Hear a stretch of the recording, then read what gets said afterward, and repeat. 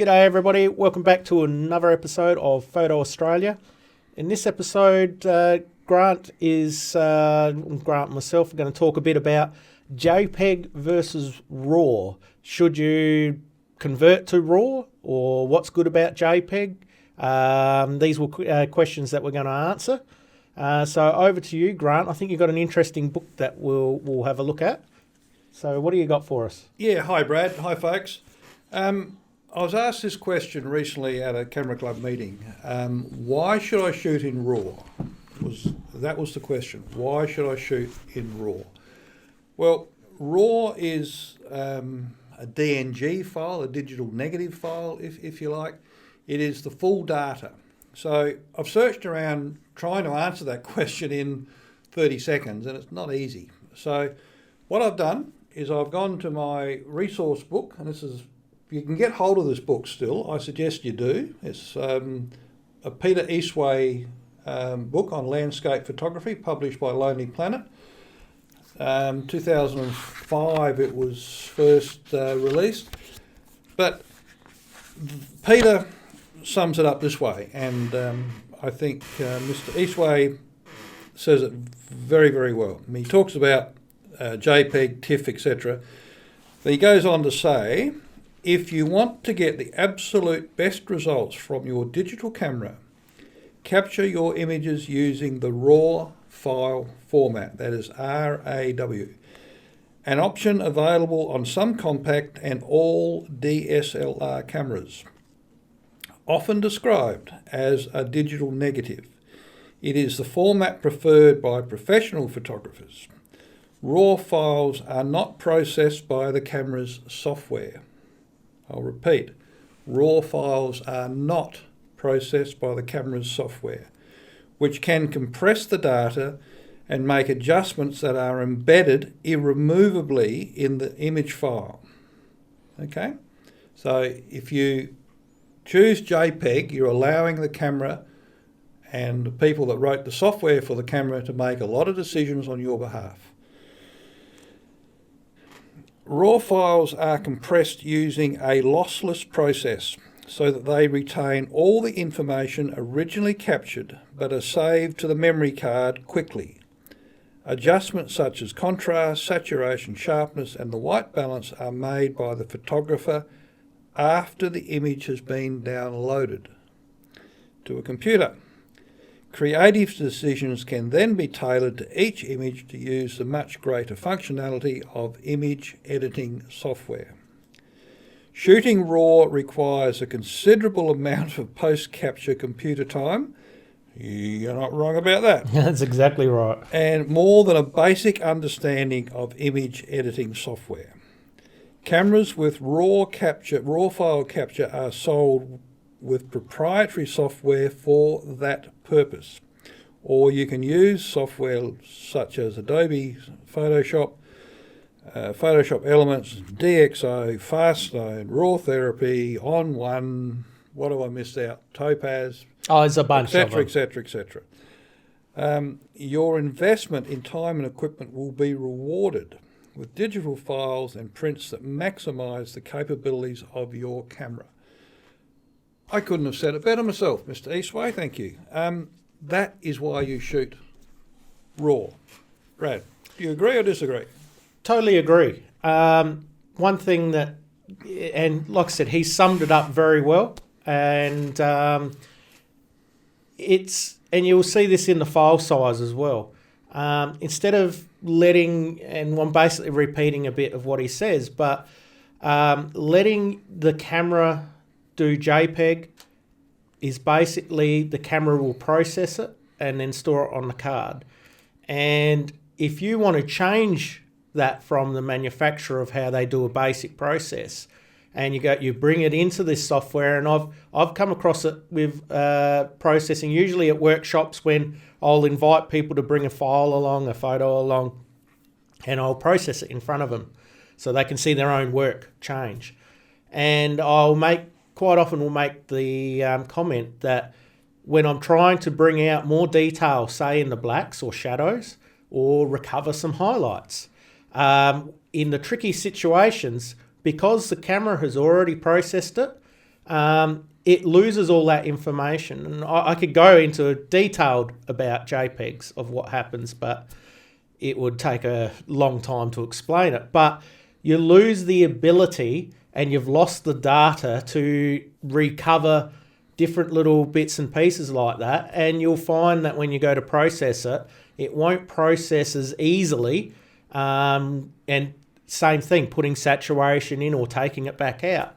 Unfortunately, because it's already processed and that information's gone, you can only process what information you've got left. Whereas with a raw file, which is a lot bigger file, you'll end up that your photo will look flat and horrible because the camera's done nothing. It's basically captured what it's seen and it's giving it to the software because it's saying, hey, you process it. Now, through doing that, you've got all the information from whatever the camera has captured at the time. If you want to adjust the blacks or the dark points in your photo or the highlights, the information's there. It hasn't gotten rid of the information. And when you process that, you'll find that you could recover things that were a little bit over, a bit bright or a bit dark. You'll find that you can recover a lot more information dealing with that one file. Yep. And Brad,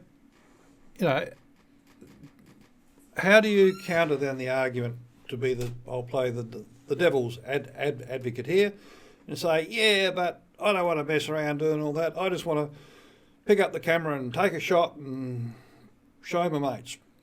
Well, we've already, and that is fine. You can even have, I started doing this when I was a bit wobbly when I first started photography, and I actually told my camera, and most cameras do, take a JPEG and a RAW.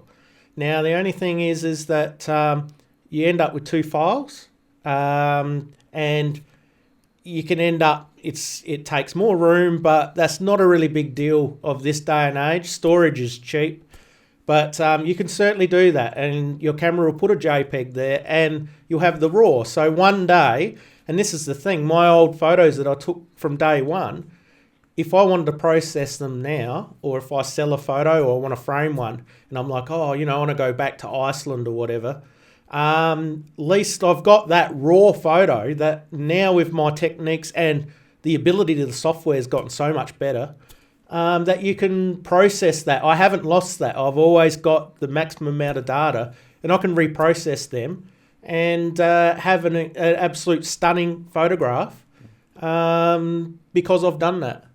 And that's a really good point. So just give us an example, Brad, of a raw file. We've kept the two photos we've been working with in our Nick and Topaz examples we've got here. So the size of a raw file, what is that? Okay, so we've got two photos here. We've got Grant's DNG file, which is 39.9 megabytes. It's a fairly large dimension file. You must have taken it with a reasonable camera, Grant. That's a 36 megapixel Pentax K1 Mark II. Correct. So that's the DNG file. Now, if we look at the JPEG file, same size photo, but it's only 8.63 megabytes. So we've lost from 39.9 megabytes to 8.63. That is a considerable amount. Yeah, and that's saved at the same size. That's not saved to a smaller size. That's a full-size JPEG. The dimensions are identical. Yep. His dimensions are 7360 by 4912. Yep. And if you look at the raw one, it's exactly the same, 7360 by 4912. So that's all data. That's all information on every aspect of that photograph. So, as Brad says, in a decade's time, 20 years' time, whatever, there's new software, new processes, new developments happen. If you shot in RAW and you keep your RAW images, yes, they take more space to store, but as Brad said, that's really peanuts in the bigger scheme of things. You've got that information; it's all there, and then you can go to work on it. Your RAW files will always look a little flatter and a little more uninteresting than a processed photo, because that's all the data is there, and that's as it is supposed to be. So don't get worried about when you first open a RAW file. It wants you to process it. That's what it's asking you to do. It's saying, here I am, here's everything that I've got now. Go for it. And that's where you can take the easy way out and hit that auto button in Lightroom or on one or wherever you want to be, or Faststone or Nick or Topaz. You can go to town, and all that information can then be converted and then ultimately saved as a JPEG at the size you want to use that image as. So Well, I hope that explains or answers the question. You hit the nail on the head there, Grant. I was just about to say, we've just shown that you can use some other software, and you said about, what do people do if they want to quickly put it up on social media or anything like that. You can easily run it through, like you said, the auto on the software, or a couple of filters. It'll only take you a very short amount of time just to run them through, and just click a couple of adjustments and then post it out. And you can always reduce from a large file down to a JPEG, but you can never recover it back again. That's right. So I only take RAW. After 2 years, I then saw there was no need for the JPEG, because I can do exactly that. And you can process pretty quick when you, especially with the technology we're given. Yep. The only time I have shot JPEG, solely JPEG, has been when I was shooting motocross, when I'm doing, or a gymkhana or something like that, where I'm coming home with 2,500 images from an afternoon of shooting, and I've got to process them all pretty quickly and get them out. So then JPEG is really good, because you can just go bang, bang, bang, and it's done, and use batch processing, etc. So there is a place for JPEG in that bulk sort of thing, but where you're doing it for your personal enjoyment and something that you think you value, I would highly recommend that you shoot RAW. My camera is always set to RAW now that I no longer do that bulk sort of work anymore. It just lives on RAW and manual. Yep. There's one other small disadvantage with the JPEGs, which I don't want to get too involved in, is that every time, it'd be rarely this would be a problem for people, but if you're somebody who does lots of processing and lots of edits, when you open up a JPEG and you save a JPEG, you slowly lose quality over time. So a bit like a photocopier, if you keep putting the print that comes out of a photocopier and putting it back on top and scanning and photocopying again, you end up, the image will deteriorate the more you do it. JPEGs are the same. So the more times that you process it or change an adjustment and you save it again, you lose a little bit more data. And then if you open it up again and do some more processing to it and then save it again, if you just keep saving over the file over and over and over and over, it actually slowly degrades the file. I won't go into why it does it, but it does do that.